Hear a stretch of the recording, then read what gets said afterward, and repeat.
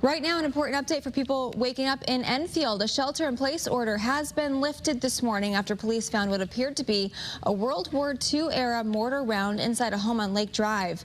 Your reporter Sierra Jordan live at the police station for us this morning, tracking what people living there need to know and what comes next. Sierra. Yeah, good morning, Caitlin. We are still waiting to learn if charges will be filed after a tense few hours for neighbors on Lake Drive.